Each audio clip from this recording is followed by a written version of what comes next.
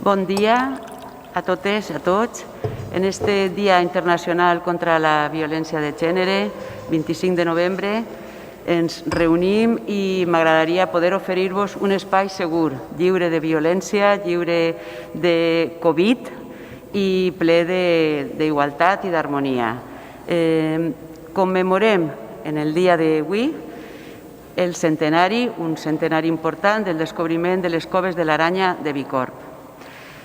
El descobriment es va produir en el mes de gener de 1920 i el descobriment el va fer, si no recordem mal, és Jaime Garí. Poch, no? Sí. I qui el va comunicar a Eduardo Hernández Pacheco, de la... és que no me sé els datos bé, de la Comissió Paleontològica, i en el mes de juny de 1920 es dedicaren a recórrer les diferents coves, a realitzar escalcs d'una publicació que finalment va eixir a la llum en 1924. Junt amb Eduardo Hernández Pacheco estava Benítez Mellado, que era el dibuixant, i el germà d'Hernández Pacheco, que feia d'ajudant de la fotografia. Haver estat molt bé que el mes de juny de 2020 haguem pogut celebrar, commemorar este centenari en Bicorb en una època de primavera que haurà sigut molt agradable per a recórrer de nou, revisitar les coves de l'Aranya i fer allí una celebració conjunta a l'Ajuntament de Bicorb.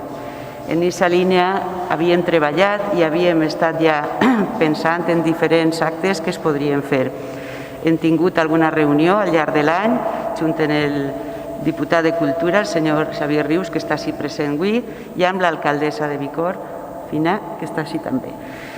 El fet d'esta pandèmia que ens ha tocat molt de prop a tots, ens ha deixat de costat molts projectes, però almenys en el dia d'avui volem, si no més, acomiadar l'any 2020 i fer aquest acte de commemoració a aquest centenari que considerem que a nivell del que són els estudis de l'art rupestre és fonamental.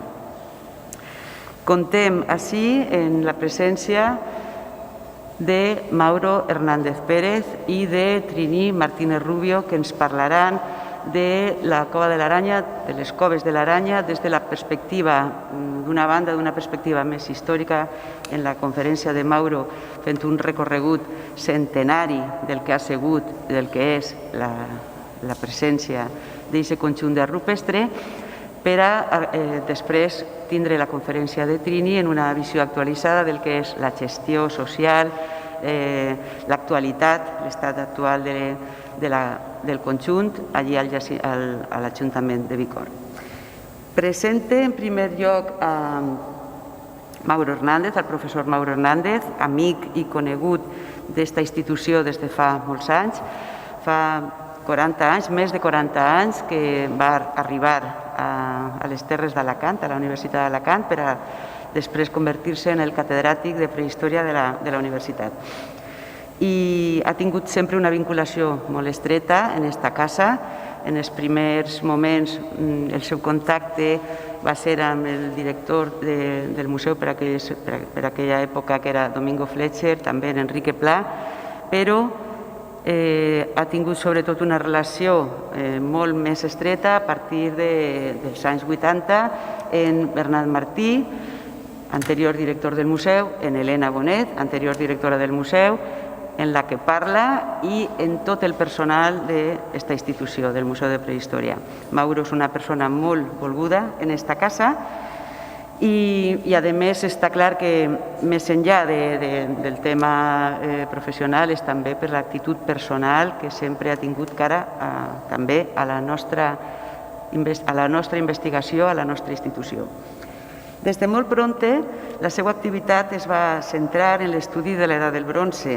Això ja ho hem parlat moltes vegades perquè no és la primera ocasió en la que presente a Mauro en esta taula i altres vegades ha estat més vinculat a altres tipus de conferència, en el cas de les jornades de la jornada que farem d'homenatge a Bernat Martí, en el cas també de conferències vinculades més a la línia d'investigació de l'edat del bronze.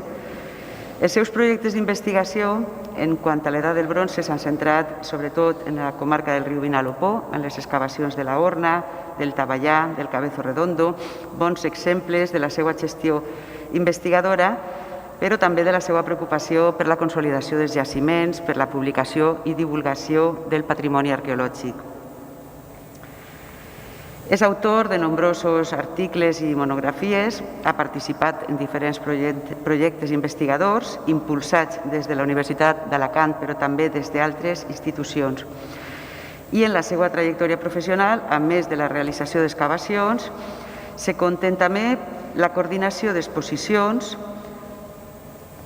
per exemple, recordo especialment la d'Acumularon Tesoros, Iberia, Hispània, Espanya, o la del Mediterrani des d'esta orilla, i també l'organització de jornades, congressos i diferents activitats culturals i una important tasca docent que no deguem oblidar. A més d'esta línia investigadora dedicada a l'edat del bronze, en la que m'he identificat més per qüestions d'afinitat, és en efecte la seva dedicació a l'estudi i reconeixement de l'art rupestre postpaleolític de la vessant mediterrània. Es manifesta la seva dedicació, com he dit, en la revisió i calc de nombrosos conjunts d'art rupestre en les coves de l'Aranya, però també als abrics de Barranco Moreno i, per supost, altres projectes duts a terme, junt amb el Centre d'Estudis Contestants, en les comarques alacantines. Altre tema en el que hem de destacar la seva presència i la seva dedicació és en la gestió al front de projectes vinculats a la difusió i protecció d'aquest art rupestre, un patrimoni molt, molt fràgil. I en aquest sentit, aquesta gestió al front d'aquesta conservació del patrimoni de l'art rupestre ha tingut una molt bona coincidència en la pròpia dinàmica de treball d'aquest Museu de Prehistòria. Esta implicació personal i professional de Mauro amb el CIP i amb el Museu de Prehistòria ha tingut també un punt de coincidència, que és el de la vinculació de l'art amb l'art llevantí, i la seva vinculació jo podria dir més coses, però m'agradaria recalcar sobretot dos. D'una banda, l'elaboració d'un magnífic catàleg sobre el Neolític valencià i la seva cultura material, un catàleg, una publicació que van realitzar Bernat Martí i Mauro Hernández i que es va publicar l'any 1988, on se posava en comú el que eren les recents troballes d'elements mobles, de fragments ceràmics de la Cova de l'Or, en motius esquemàtics semblants als de l'art llevantí i a l'art esquemàtic, amb el descobriment també, en la mateixa època, de l'art macroesquemàtic en les comarques alacantines, posem per exemple el conjunt de Petracos. En aquesta línia de coincidència de treball entre Bernat Martí i Mauro Hernández, he de destacar també que en aquests anys, i sota la direcció de Bernat Martí al front del Museu de Prehistòria, el museu tenia, i des de més temps enrere, per supost des dels anys 60, el museu participava d'aquesta gestió del patrimoni de l'art rupestre en el tancament de diversos abrics de la província de València, en la divulgació, en la revisió i calc de tot aquest patrimoni artístic, i en el meu cas concret, i per un tema que resulta molt entranyable avui en dia, la coincidència amb Mauro de ser la persona que el va acompanyar en la senyalització, en la col·locació de plafons informatius en les coves de l'Aranya. Un projecte que portava gestionant el museu, s'havia fet un tancament molt pront en els anys 60, que va ser destruït, un altre tancament en els anys 70, i en 1993, junt amb Francisco Giner, que va ser qui va col·laborar en el disseny dels plafons, Mauro i jo ens desplaçàrem allí a les coves de l'Aranya en diverses ocasions per a ubicar, per a col·locar aquests plafons que d'alguna manera pretenien, d'una banda, informar sobre la protecció del patrimoni i, d'altra banda, informar també sobre els motius que apareixien allí representats. No vaig estendre'm més. Un punt que volia comentar-vos és que a les 12 anem a fer una parada d'uns minuts per a manifestar la nostra repulsa contra la violència de gènere, coincidint en este dia que vos he dit contra la violència. No? A les 12 farem una parada. Si Mauro ja ha finalitzat el seu discurs, farem la parada tècnica fins a l'entrada de Trini en escena. I si no haverà finalitzat, jo l'avisaré per a que eixim un moment a la porta, si no us importa, i després continuarem. Moltes gràcies per la vostra atenció. Gracias, Jesús. Realmente para mí, repitiendo ocasiones anteriores, una satisfacción de estar aquí en esta casa por muchas razones. La primera es que desde que llegué a Alicante, hace algo más de 40 años, las puertas del CIP se me abrieron y tuve todas las facilidades para estudiar materiales, para consultar la biblioteca. E incluso mi primer libro que publiqué sobre la prehistoria valenciana se editó en Valencia. Es un trabajo varios dedicado a las pinturas de Beniatjar en las laderas del Benicadel. Por eso, venir a hablar de la Cova de la Araña, pues es una satisfacción que había hecho un guiño poniendo la pantalla en color, el fondo es violeta, que más queda muy bien para las imágenes de las pinturas y no sale violeta por lo que corresponde al día de hoy. Pero vamos a hablar de un centenario que lo primero que les tengo que decir es que no es un centenario. Es decir, esto se ha ido repitiendo y se ha ido repitiendo. Vamos a ver si. Se ha ido repitiendo a partir de esta noticia que encabeza el inicio del libro de Hernández Pacheco. Hablaremos luego del libro. A principios del año 20 se descubren las pinturas, pero no fue a principios del año 20. Fue concretamente el 31 de diciembre del 19. El descubridor, o al menos el difundidor, el que lo difunde en un primer momento, es Jaume Poch i Garí, que va a dar una conferencia en Bicor y lo acompaña, y el 31 de diciembre, según he encontrado en una nota de prensa a los años siguientes, cuando él entrega al CIP, a la cultura valenciana, entrega materiales, dice que es un hallazgo de 1919. Y tiene los protagonismos de que se han hablado aquí. Evidentemente el protagonismo es el descubridor, que acompaña a quienes vienen a estudiarlo. Es el que realmente realiza la monografía, de la que les hablé luego, que es Hernández Pacheco. El dibujante, que haré un comentario posterior, Benítez Mellado, y Francisco Hernández Pacheco, que es hijo de Eduardo Hernández Pacheco, que publicó el primer artículo sobre la Cueva de la Araña. Publica un artículo dedicado, el año 21, dedicado a la escena de la recolección de la miel, que se va a convertir en el elemento que más se difunde. Realmente estamos, por tanto, ante tres protagonistas esenciales. Pero, como si fuera poco, esa duda que yo al menos teníamos, Rafa y yo, de cuándo era el descubrimiento, en el catálogo de la Exposición de Arte Prehistórico Español que se hizo en Madrid, se presentaron por vez primera los calcos, algunos de los calcos que hizo Hernández Pacheco, Benítez Mellado, en la araña. Y allí, en un texto de Elías Tormo, dice que en 1919 fue cuando se descubrió la cueva.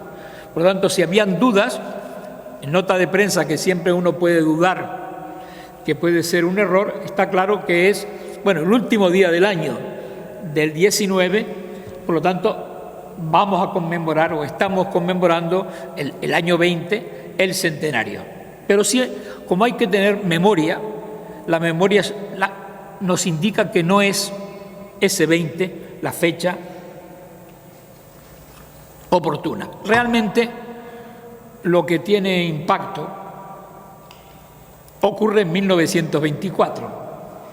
Es la publicación de las pinturas prehistóricas de la Cueva de la Araña, que se publica una monografía que es el libro más elogiado hasta mediados del siglo XX, entre ellos por Martín Almagro, le dedica elogios tras elogios a esta monografía, considerándola como que es una de las monografías clave para el estudio del arte prehistórico, y también las referencias que hace una y otra vez Francisco Jordá acerca de esta obra, la importancia, porque inicia una manera de entender el arte muy diferente a todo lo que se había hecho hasta esos momentos en España.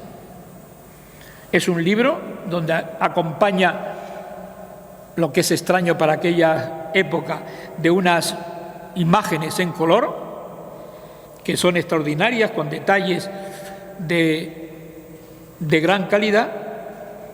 Es un libro que luego hay una reedición que se hizo en los años principios del siglo XXI, y para quien le pueda interesar está colgado ya en la red porque está incluido dentro de las publicaciones del Consejo. Este libro tiene aspectos extraordinarios y eso es lo que hay que valorar. Es, en primer lugar, un descubrimiento excepcional. Ofrece un documento interesante acerca de la vida y costumbres del Bicor del año 20. Hay estas imágenes que yo solía proyectar en clase, explicando a los alumnos que esta era la arqueología que se hacía en los años 20, que se acampaba en una cueva, que se colgaba la ropa, que se comía con las cabras, conviviendo con las cabras y las gallinas.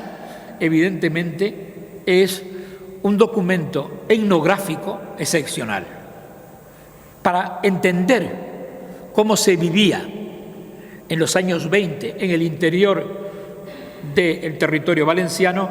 Es una buena reflexión. Y para entender además la vida y costumbres de las gentes, solo hay que ver esta fotografía de abajo que refleja un gazpacho que los habitantes de Bicor brindaron a los descubridores, a los estudiosos de la cueva.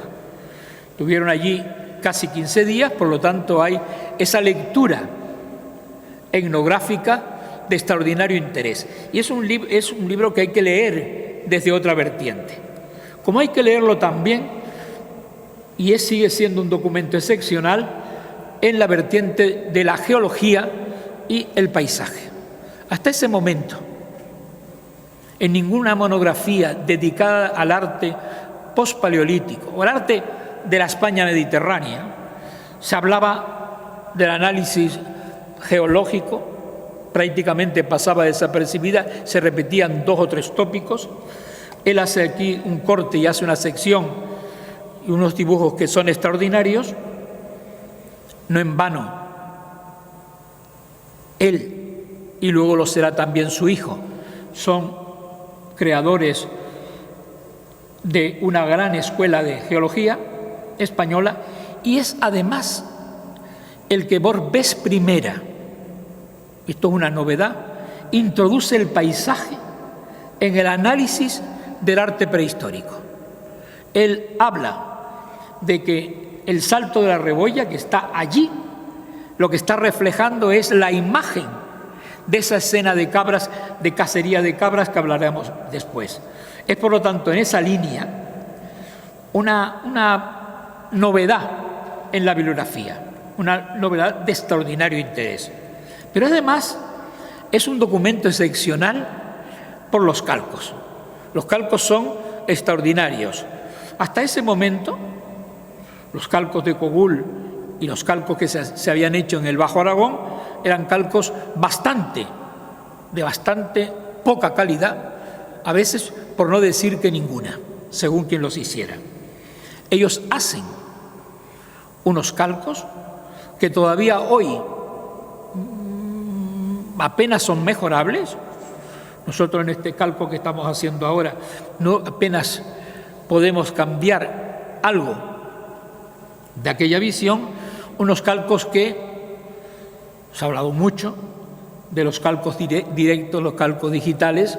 Evidentemente ellos hacen un calco directo, como se puede ver en estas imágenes, que luego comprueban una y otra vez.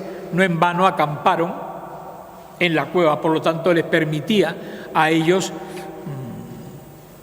estar y explicar mejor. Pero es un documento extraordinario y él lo sabe, hasta tal punto que en esa monografía cuenta cómo lo calcó. Esto no era normal. Y no digamos después, en una monografía que publica ya después de la Guerra Civil, él publica en una prehistoria del solar hispano, le dedica unas páginas a cómo se calcaba y cómo realizaba los calcos, dando una información de extraordinario interés que yo muchas veces digo a los alumnos que tenían que volver a leer, porque la crítica al pasado a veces hay que matizarla. Y además tenemos la suerte de tener una documentación de esos calcos y ya se diría yo de los recortes, las miserias. Él recortaba trocitos de papel para poder reproducir. Todavía se conservan en el Museo de Ciencias Naturales, se conservan estos calcos que se han recuperado, se han tratado y además nos permiten conocer las distintas técnicas que nos hablan, nos enseñan, nos ilustran cómo se calcaba en aquellos momentos.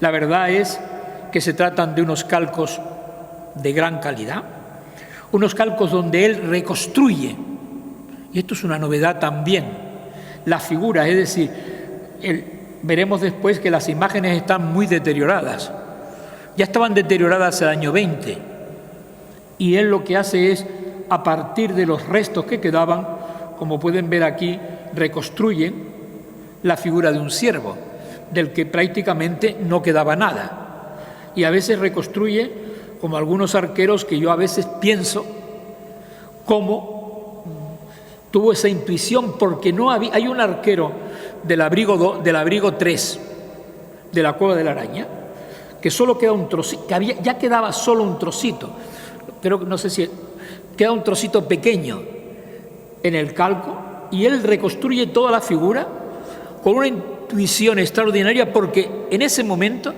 en ningún otro yacimiento de la península ibérica con arte levantino se conocía una figura de ese tipo, y él la reconstruye de una manera fiel. Evidentemente son un documento de gran valor. Pero hay otros documentos que nos han pasado desapercibidos. En primer lugar, el artículo de su hijo dedicado a una escena de recolección de la miel publicado en el Boletín de Ciencias Naturales, de Historia Natural, perdón, donde realiza el calco, retoma el calco que había hecho Hernández Pacheco, pero el año 21 ya se publica esa primera referencia, no es el 24 por tanto, y en este sentido otro artículo en la Revista Ibérica del año 25, donde se da una síntesis por parte de Hernández Pacheco, que son los documentos, junto con el libro, que se ha publicado sobre la Cueva de la Araña. Y después de esto, casi un páramo, aunque todos hemos ido chupando del libro de Hernández Pacheco para poder hablar, porque realmente no hay ningún estudio posterior. Porque este yacimiento Desde un primer momento se considera que era clave para explicar la prehistoria valenciana. Y en ese sentido, resulta importante que desde un primer momento, y también aquí, se es pionero, se preocupan por la conservación. Y en ese sentido, siempre se habla que las pinturas están en mal estado, que están muy fragmentadas, que se conservan los trozos que se conservan fuertes, de fuerte color, en la superficie que no es atacada de la roca. Pero lamentablemente casi toda la roca ha sido atacada. Pero se ha hablado también mucho de que fueron los habitantes de Vícor, los habitantes o los que ocupaban el territorio, que no querían que llegara tanta gente o que estuviera gente allí, los que picaron las paredes. No debe ser así, porque él dice que no observó destrucción intencionada alguna por la mano del hombre. Y él calca prácticamente todo lo que está ahora. O sea, por lo tanto, no existió después de este primer calco, en los primeros meses del año 20, no hay destrucción alguna. Y desde un primer momento se decide vallarlo. Una valla que hay una referencia que no he encontrado, que dice que había una valla inicial desde los primeros momentos. Los que hacen historiografía quizás encuentren la noticia en algún... Yo me he leído, en esta ocasión me he leído todos los informes del CIP, y dice que había una valla inicial de unos alambres. Es posible, porque en aquellos momentos iniciales se ponían unos alambres para que no entraran los animales, pero no, yo no he encontrado constancia. Sí hay constancia de que hacia los años 70 se hace unas vallas en los dos abrigos sobre un zócalo de mampostería y un mallado de alambre. Y esto lo hizo el CIP. Y a partir de este momento el CIP tiene un protagonismo importante en la conservación de la araña. De hecho, en varias ocasiones es el CIP el que vigila que se conserven las pinturas, que no sean agredidas, que el estado de los candados, que las negociaciones con el ayuntamiento, etc. Y es un miembro del CIP el que años después realiza esta imagen que nosotros tenemos. Se reforma el zócalo, se crea otro zócalo interior, se altera de una manera sustancial la topografía de la cueva. La topografía cambia radicalmente con esta visión de los años 70. Y todos ustedes han visto estos cierres, que eran la agresión al paisaje más importante que se ha hecho en las tierras valencianas. Poner vallas al campo y convertir la mayoría de los abrigos en gallineros, con el daño añadido de que se hacían zócalos de piedra, estas columnas que a veces no tienen sentido, y no sabemos, pues hay constancia de que en estas actuaciones, no sabemos si en esta cueva o en la Cueva Grande, recogieron materiales. Se habla, y eso sería importante, y a los que abogamos por una cronología neolítica del arte levantino, es extraordinario que se dice, y lo dice José Aparicio, que encontró un fragmento de cerámica cardial en la Cueva Grande. O sea, por lo tanto, tenemos un referente extraordinario. Y el CIP se hacían unos carteles que respondían a la época. Cuando tengamos que hacer la historiografía de los carteles primeros que se ponían en los años 70, incluso hasta los 80, eran los carteles de la negación, de la prohibición. No, no, no, no, no. No había nada en positivo. Y por lo tanto, se hacían unos carteles, no mojarlas, no tocarlas, etcétera, etcétera. Pero son parte de la historia. Estos carteles fue cuando, lo que comentaba antes Jesús, en un momento que estaba cambiando a nivel de todo el país valenciano.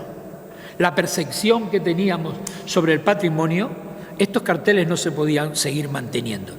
Entonces fue lo que comentaba Jesús cuando se decidió hacer esos carteles nuevos, esos carteles con una información, unos carteles duraderos, nacieron independientemente de lo que se hiciera después. Los carteles de alguna manera primaron dos principios que lo discutimos mucho. ¿Qué es lo que debe dar? Debe dar una información de la ley y luego debe dar también una información con el calco para que las personas que vayan allí vean y entiendan desde detrás de la valla. Hay que pensar que se hacían las visitas sin guía y se les explicaba lo que iban a ver. Son carteles que yo creo que hay que plantearnos siempre cuando no es posible hacer visitas controladas. Estos carteles no se alteró nada y la idea era pues acompañarlos con un cartel para la segunda cueva, para la tercera cueva, que luego ya no se realizó. Después, otros tiempos han traído aquí está cómo se mantuvo esas zócalos de piedra, todavía el cartel, que evidentemente alteraba poco el paisaje. Se quitaron en un primer momento las columnas, que eso sí realmente afeaban, y luego ya se ha hecho lo que ustedes conocen y que seguramente Trini después le habla, ese nuevo diseño del acceso al abrigo abierto, cierre exterior, un cierre que no agobia al abrigo, que responde a las recomendaciones, no exactamente a las recomendaciones que desde el Carampi se hizo en su momento. Esto es lo que se hizo y lo que hay de cierre. Por lo tanto, también la Cueva de la Araña sirve de ejemplo para analizar cómo ha ido transcurriendo la percepción en un siglo de las autoridades, de las instituciones y de las personas acerca de la conservación y acerca de la difusión de nuestro patrimonio. Pero nosotros venimos a hablar de la Cueva de la Araña, y hablar de la Cueva de la Araña es hablar de las imágenes. Y hablar de las imágenes, hablando de la Cueva de la Araña, es hablar de esta escena repetida hasta la saciedad de la recolector, o un guiño al 25 de noviembre, la recolectora de la miel. Es una figura extraordinaria. He utilizado el calco original de Benítez Mellado. Esta imagen refleja lo que para todo el mundo es la araña. La araña es, por encima de todo, la escena de la recolección de la miel. Y eso se ha divulgado en todos los lugares.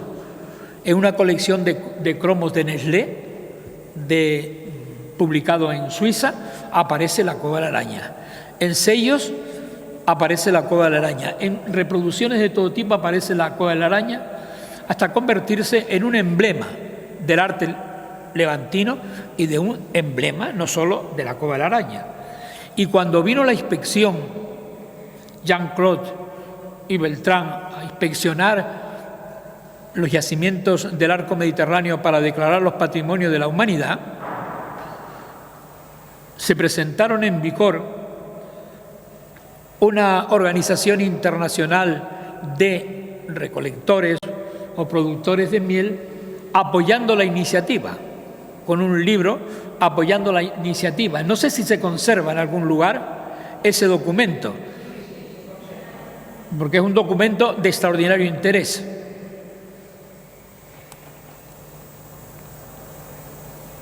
Pero hizo muchos calcos muy separados y luego el calco que a todos nosotros se nos ha quedado como elemento importante es este calco de Hernández Pacheco, un calco que es extraordinario. Lo veremos después lo extraordinario que es. Ha cambiado muy poco. A pesar de las nuevas técnicas, el calco es de gran calidad. No hay que olvidar que Benítez Mellado era un excelente pintor y él realiza este calco de la Cueva 2, donde hay esas escenas conocidas de la recolectora de miel, de la escena de las cabras y otras figuras. No voy a detenerme aquí porque luego las hablaré. O de este abrigo 3 con el toro, todavía queda un poquito, con el toro, que es realmente un calco también es extraordinario, aunque el estado de conservación es peor pero menos, porque el hecho de que le hicieran un cierre muy agresivo ha permitido rescatar y salvar gran parte de las pinturas. Es decir que si uno compara, y veremos después, estos calcos son calcos extraordinarios y es una novedad. Esto solo lo podía hacer una persona que fuese un gran pintor y que además supiera y conociera la anatomía de los animales. A partir de unas manchas relativamente dispersas, él dibuja con proporciones muy ajustadas la figura del toro, que se ha convertido en un emblema.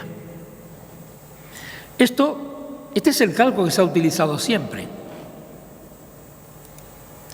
Cuando Beltrán, el año 1968, publica el calco, la única novedad que introduce es pintarlo de color rojo, queda más bonito. Pero es la única novedad que introduce, suprimiendo, haciendo casi imposible que nosotros pudiéramos ver realmente los trazos,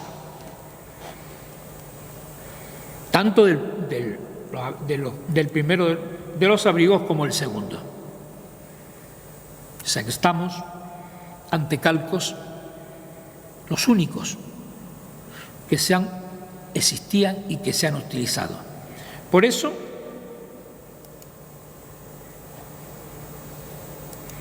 en varias ocasiones ya se intentó realizar los nuevos calcos de la araña para llamar la atención, primero, que no se encontraban tan mal como tradicionalmente se decía. Se decía que estaban perdidas muchas de las pinturas. Cuando se hablaba en congresos, la araña, eso está perdido, porque realmente habían imágenes que estaban perdidas. También se decía que habían sido picadas, algunas habían sido picadas, pero ya lo habían sido picadas el año 20, según demuestran los calcos y las fotografías de ellos. Es cierto que, como pasa en todos nuestros abrigos de arte prehistórico, en la fachada mediterránea, las precipitaciones de las capas de carbonatos cálcicos pues enmascaran, lamento la calidad de las imágenes que ustedes pueden ver, pero crean pues una película que este arquero, con las flechas que se ven claramente, a veces es difícil de poderlas analizar. Ahí se puede realizar. Por eso, en varios intentos, intenté calcarlo hace casi 30 años y desistí por un problema que, lo tengo que decir claramente, no me encontraba capacitado para, con los medios que se tenían en aquel momento, poder hacer un calco. Ahora, con nuevos métodos, ya se puede calcar, y eso es lo que hemos intentado con Rafa y Pere Guillén para realizar los calcos, los nuevos calcos que están terminados y que esperamos ver publicados en los primeros meses del próximo año. Entonces, en una monografía que espero también que la publique el SIC como el gran yacimiento de la zona. ¿Qué hay? ¿Qué hay en La Araña? En La Araña hay todo, pero menos todo. En La Araña hay unas extraordinarias imágenes de arte levantino, unas cosas raras, que no son degeneradas, como a veces se ha dicho, ni aberraciones de arte esquemático, y otras imágenes de las que hablaremos después. Lo que está claro que en La Araña hay todas las imágenes y algunas más que existen en el arte levantino. Hay un predominio absoluto de la figura de los animales. Animales que ya desde siempre se identifican y además que se analiza con exquisito detalle la anatomía del animal, y lo que para mí es más importante y que La Araña introduce un elemento en la composición, el gesto de los animales. Esta primera imagen que gira la cabeza de la cierva, o esta otra plantada que parece estar atenta, esta misma que también gira la cabeza, es decir, que son imágenes que no solo importa la anatomía y las proporciones, sino también la etología, las costumbres de esos animales. Por eso las ciervas son un elemento extraordinario, como lo son también los ciervos. Los ciervos, todos tenemos la imagen del gran ciervo superpuesta a los zigzags, evidentemente lo es. Esta imagen tiene una calidad extraordinaria, es decir, la manera de representar la cornamenta, la actitud, las patas, los corvejones, las pezuñas, son todos unos detalles extraordinarios. A veces la confusión, la estructura de la cornamenta, pues no se consigue lo que sería una imagen real como en nosotros ciervos, pero es evidente que estamos ante imágenes de un extraordinario realismo. Esas imágenes que podemos analizar las distintas puntas que tiene la cornamenta, las formas, estas patas son extraordinarias. Esas son imágenes que son de una calidad en pocos sitios igualada. O este otro ciervo. Hay algunas que son, iba a decir una palabra, pero la voy a decir, más toscas, más rígidas, como este ciervo, que también está desproporcionado. Es decir, el cuerpo está en relación con las patas desproporcionada y la cornamenta no se ajusta a los estándares de las cornamentas de otros lugares. Pero esto lo que está reflejando es la diversidad de estas imágenes. Es posterior Si aplicamos, y hablaremos después, la secuencia tradicional es más tardía. Unos son antes y otros son después. Yo, como las secuencias no me las creo, salvo que hayan superposiciones y hayan elementos en el yacimiento y solo las secuencias me las planteo en el yacimiento, no una manera general de todo en el arte levantino. Hay ciervos. Hay cabras en distintas actitudes, algunas con rasgos sorprendentes. No sé si se ve bien, pero esta cabra tiene el pelo marcado en el cuello. O sea que tenemos detalles extraordinariamente valiosos. Un detalle que se repite es esta cola ahorquillada que se repite. Habría que ver algunas cuestiones sobre esto. Las cabras son, voy a ir rápido porque si no me estoy extendiendo demasiado, cabras en distintas actitudes, cabras en posición invertida, que es la que se sugiere que está muerta, pero que evidentemente pues no lo podemos precisar. Las cabras son un elemento de extraordinario interés. Lo hablaremos luego, porque hay una escena, la escena célebre de la cacería de las cabras, responde a varios momentos.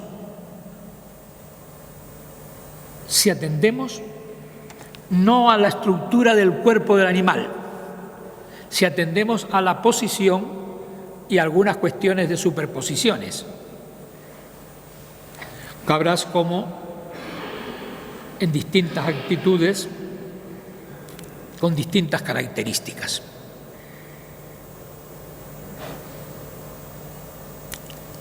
Los animales excepcionales son, sin duda, este extraordinario caballo que parece despeñarse y que hay que tener en cuenta que esta prolongación no debe ser de la pata del animal.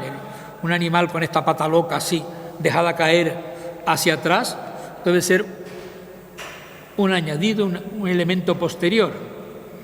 Lamentablemente aquí hay un desconchado, posiblemente no corresponda a este giro, sino evidentemente era para llevarlo a escayolar. Ahora, la estructura del cuerpo, pero quizás el elemento clave para explicar muchas cosas es este toro con una técnica diferente a otras técnicas que se utilizan en el arte levantino. El gran toro de 1,10, si es que le pintaron la cabeza, porque esta capa cubre donde estaría la cabeza, toda esta parte es la que no nos impide saber si existiría la cabeza. Yo plantearía, si se pudiera, una pequeña cata aquí, a ver si debajo hay pintura. Levantar, no digo mucho, un par de centímetros cuadrados, 2 por 2, para ver si debajo hay pinturas para poder saber. No la levantaría en principio, hasta saber lo que hay debajo. Por lo tanto, y luego tenemos animales extraordinarios, piezas únicas, un corzo y un zorro, identificado a esta cabeza. Pero como vamos a hablar de otro tema, nos levantamos.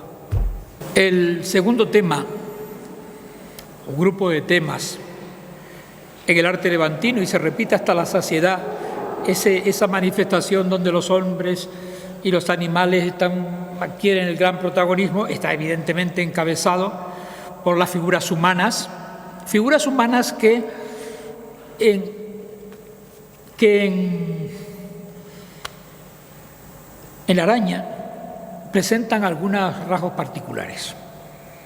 En primer lugar, estas representaciones, esta gran representación, esta gran figura humana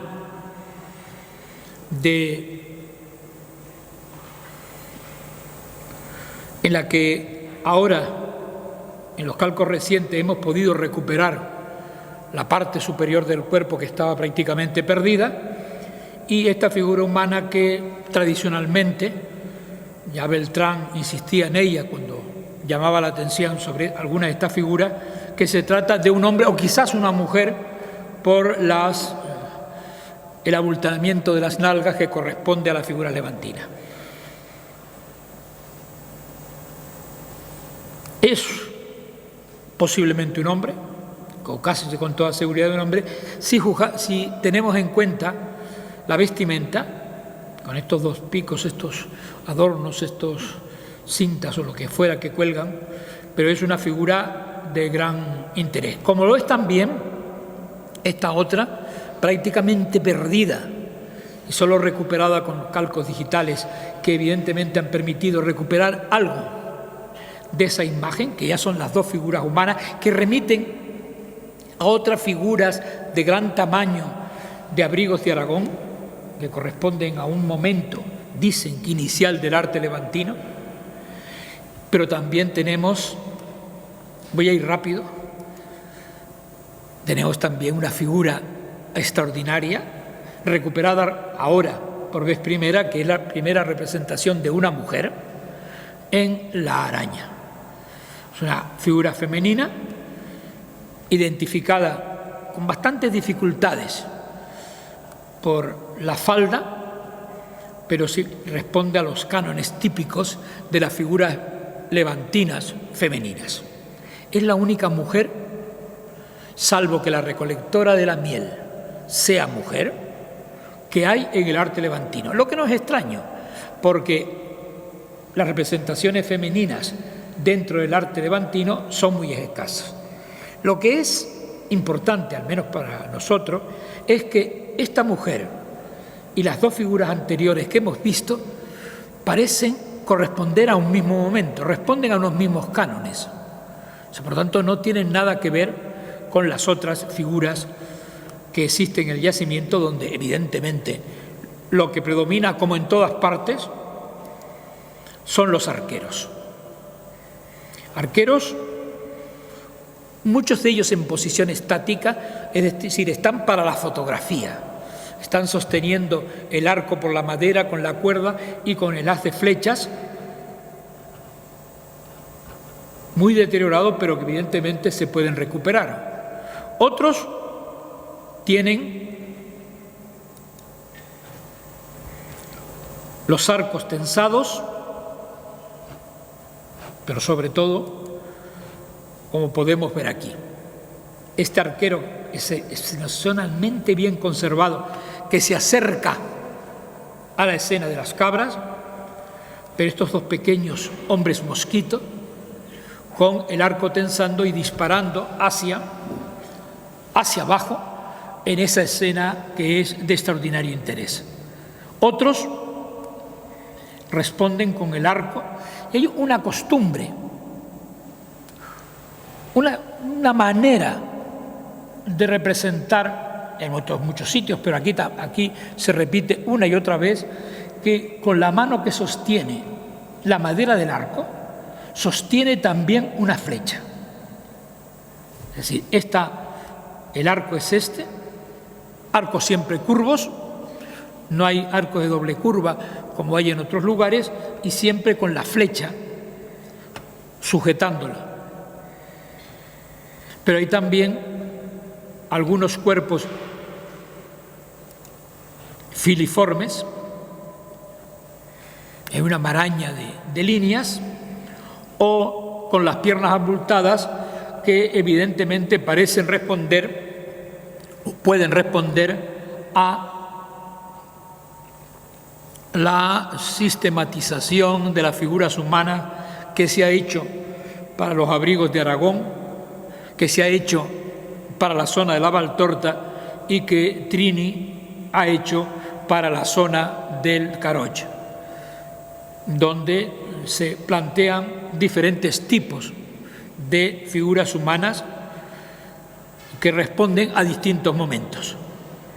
Si responden a diferentes momentos, evidentemente la Cueva de la Araña es una cueva de largo recorrido. Es decir, es una cueva de largo recorrido que yo muchas veces me planteo, como veremos después, si eso es posible o no es posible. Porque lo que está claro es que hay figuras que son radicalmente diferentes. Este arquero de cuerpo muy simple, que dispara una flecha en que se le dibuja la punta y que debe sostener también esa otra flecha sujetada con la mano al arco, evidentemente es un elemento importante. Y otras que responden a cánones característicos del arte levantino, como son estas.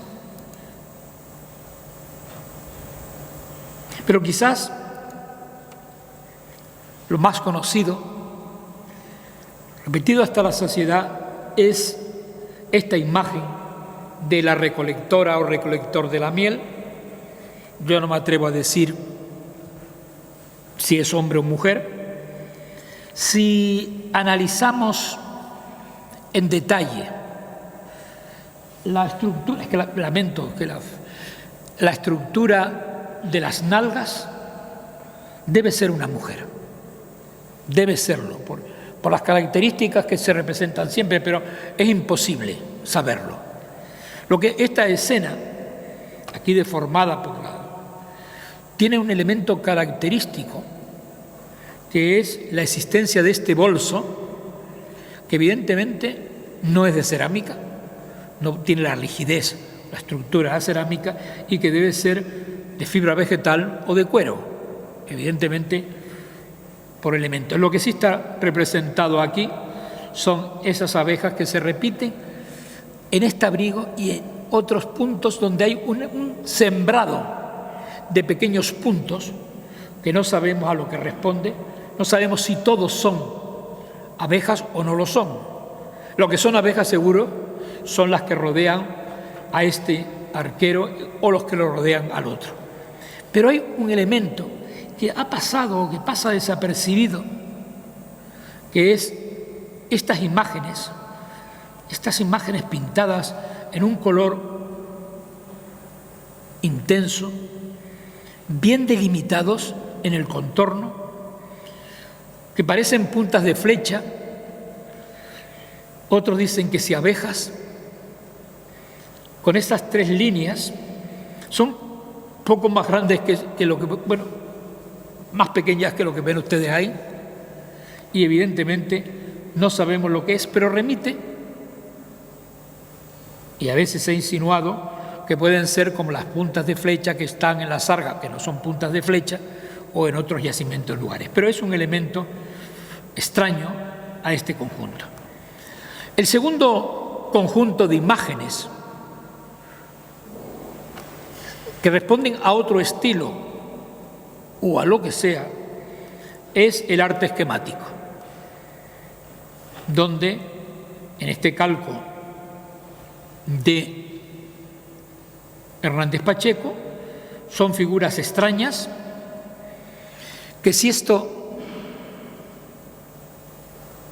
estuviera en otro lugar, pues no, yo no le encuentro paralelos a estas imágenes dentro del arte esquemático peninsular. Son aberrantes, como en algunos casos, no para estas, pero para otras figuras, decía Hernández Pacheco, no lo sé. Como lo son extrañas también este cáprido, son figuras muy pequeñas. Lo que sí es esquemático, dentro de los cánones del arte esquemático, son estos motivos pectiniformes que recuerdan a otros motivos, estos sí del arte esquemático de otros lugares, pero tampoco del País Valenciano. Remite a cosas, algunas cosas andaluzas, pero tampoco al arte valenciano, como tampoco remite al arte esquemático esta otra figura con esta cabeza y esos cuernos o orejas, que sin embargo fíjense con qué displicencia dibujan la cornamenta, quizás el rabo, pero con qué detalle dibujan las patas. Es decir, aquí hay cosas que chirrían dentro del análisis de ese arte. O estas otras imágenes de este obseso, esta zoología obsesa que hay aquí, de este animal con el seso muy marcado. Esto, no hay nada, ni en el arte esquemático, ni en el arte levantino, por supuesto no es levantino, pero yo no sé, yo tampoco me atrevería a hablar de arte esquemático. Luego haré una reflexión final. Son muchas figuras, algunas también patas abajo, patas arriba, en posición invertida, otras figuras extrañas, como esta, que sigo yo sin entender. Hemos discutido Rafa y yo muchísimas veces, y Pere, sobre la cabeza de este corzo,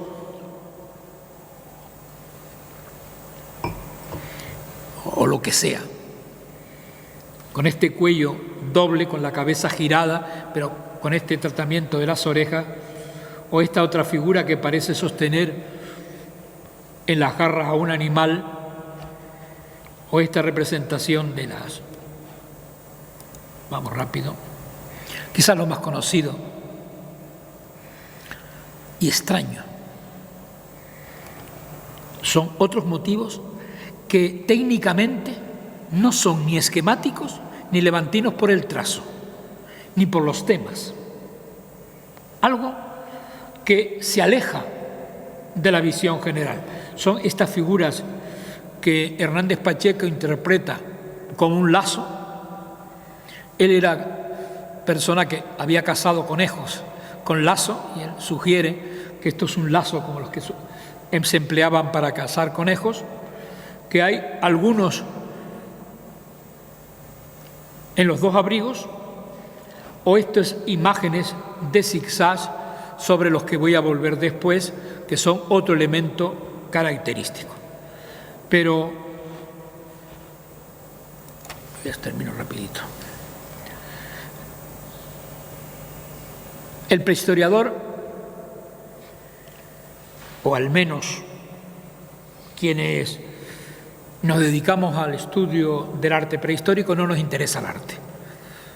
Me interesa la estética, pero soy hoy, por encima de todo, soy un historiador y tengo que situar en el tiempo las imágenes.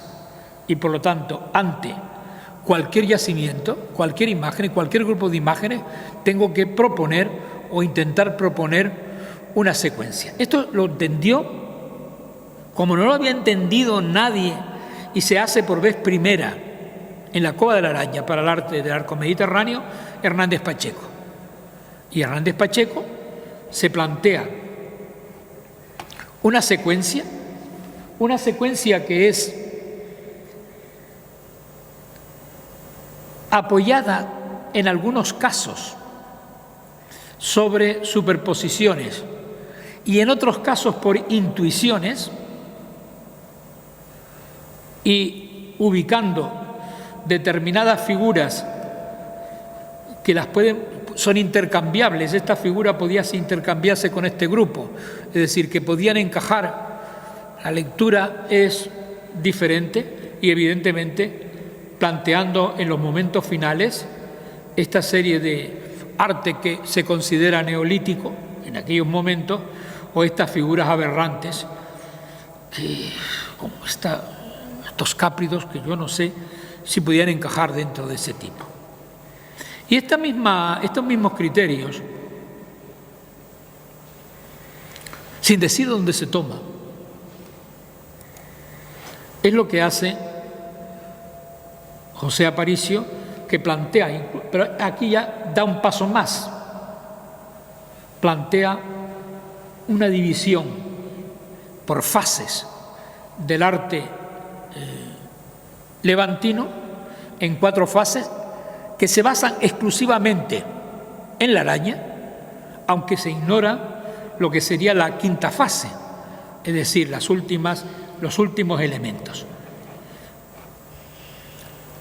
Quizás una de las aportaciones más importantes del libro de Hernández Pacheco fue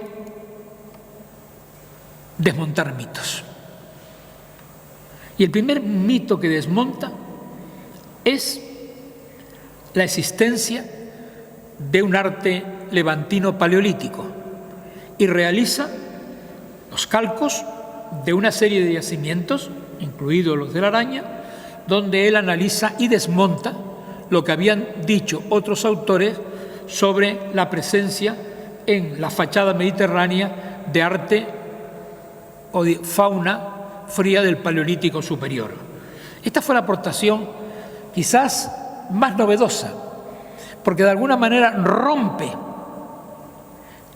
con la tradición, rompe la tradición de una evolución continua que ahora, lamentablemente no, que ahora se ha vuelto a resucitar para hablar de una sucesión ininterrumpida del arte prehistórico en la fachada mediterránea.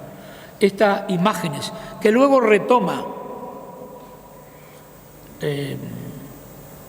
Almagro y le da cuerpo, quien primero las plantea fue Hernández Pacheco. Y Hernández Pacheco es el que además habla de un argumento que se repite hasta la saciedad, que se repite hasta este momento. Es la llamada, las escenas de caza, como elemento argumental para fechar el arte. Como son escenas de caza, son escenas de sociedades depredadoras, son escenas de los últimos cazadores del Paleolítico superior, del Epipaleolítico o del Neolítico, porque aquí da lo mismo. En algunas propuestas da lo mismo Epipaleolítico que Mesolítico que Paleolítico superior. Es un totum revolutum y evidentemente habría que empezar a leer. ¿Qué es lo que hay que empezar a leer?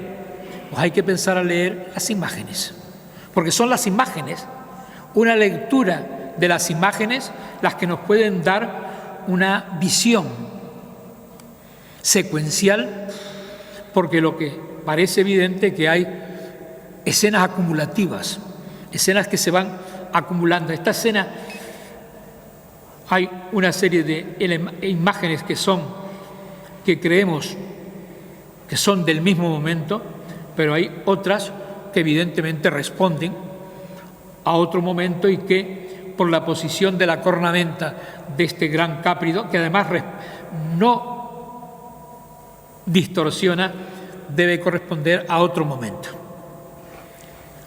Entonces se puede ver en esta imagen, donde además refleja el distinto tratamiento de esas figuras. Por lo tanto, tenemos que plantearnos esa doble lectura, esas múltiples lecturas que tiene el arte levantino, el arte de la España mediterránea. Ojo que yo aquí he hablado poco de arte levantino, el arte de la araña.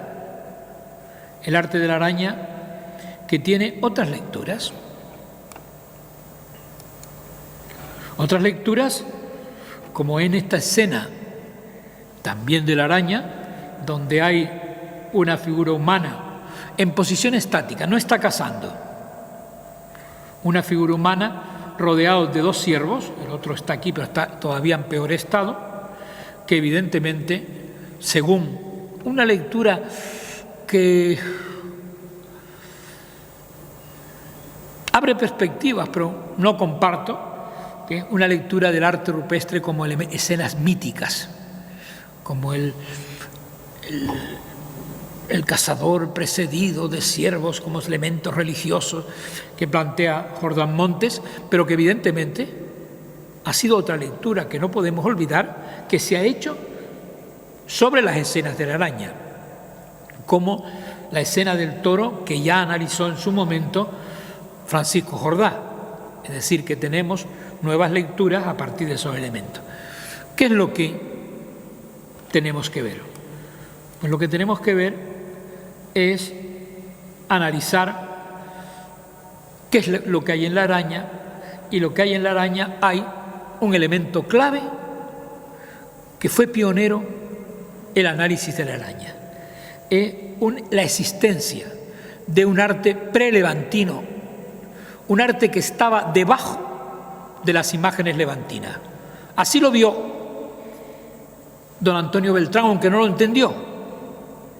Lo vio en la araña, lo vio en la sarga y lo vio en Canto de la Visera y menos en Alpera. Es decir, que había unas imágenes que estaban infrapuestas a los elementos claramente levantinos. Esta imagen del toro, la cigüeña, el ciervo, está sobre motivos en zigzags que son claramente pre-levantinos en ese yacimiento. Y luego, a partir de esa información, el paso siguiente lo da con una visión que rompe todos los esquemas, lo da Javier Fortea, al plantearse la existencia de un arte lineal geométrico que remite a cocina y que evidentemente está reflejando un elemento importante, un elemento nuevo en ese arte. Y en la cueva de la Vieja de Alpera pasa exactamente lo mismo. ¿Es esto arte prelevantino? ¿Es esto arte lineal geométrico? Lo que no es arte lineal geométrico es lo que está infrapuesto a los ciervos de la cueva de la Sarga en Alcoy. Esto es arte macroesquemático que, gracias a los paralelos cerámicos, gracias a los estudios que se han hecho sobre la secuencia artística, no solo sobre la cerámica, sino sobre el poblamiento en las tierras meridionales valencianas, está claramente datado en el Neolítico y por lo tanto lo que está encima es neolítico. Por lo tanto, ¿es el arte que está en la araña neolítico? Yo creo que sí. Creo que este es el reto del futuro.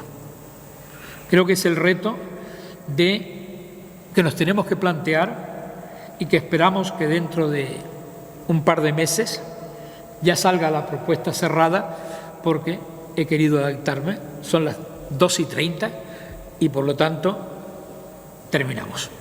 Gracias. Bueno, pero no me van a permitir volver a la araña. Volver a la araña es volver a esta imagen de este ciervo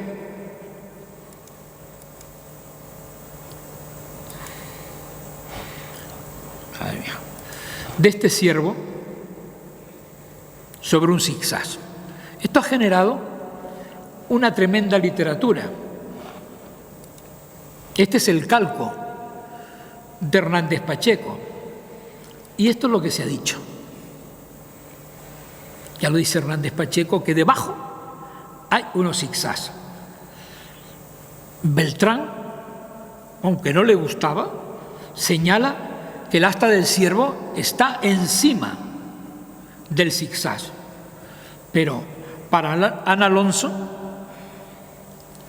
y Alexandre Grimal dice que hay un espacio mínimo de contacto y que ese contacto, y por el estado del soporte, y por un efecto óptico no está superpuesto. Sin embargo, que venga Dios y lo vea. Evidentemente, este ciervo está hecho sobre las puntas, se superponen al zigzag, lo ven claramente. Pero si no lo ven claramente, mírenlo ahora. Y si no lo ven claramente, mírenlo ahora. Es decir, está claro que la superposición de la cornamenta está. Ya sé que hay muchos incrédulos que dicen que no. Yo por lo menos creo que sí hay. Por lo menos creo que es importante tenerlo en cuenta. Y quiero terminar llamando la atención a este arte. Esta cueva es excepcional, como todas, como las cerca de 2000 yacimientos con arte rupestre del arco mediterráneo, que están incluidas, no todas lamentablemente, en la lista de patrimonio mundial, solo 700 y pico, porque es algo importante, porque el arte del Mediterráneo es, sin lugar a dudas, el conjunto más grande de pinturas rupestres de toda Europa y es fiel reflejo de las formas de vida humana durante un largo periodo de la historia de la humanidad. Es el mejor libro para leer la historia de las gentes que no tienen historia, de las gentes que no dejaron testimonios de escritura, aunque sí dejaron testimonio de escritura, con imágenes, que es, de alguna manera, otra manera de dejar testimonio de sus creencias, de sus mitos, de sus leyendas y simplemente incluso de sus costumbres. Ahora sí termino.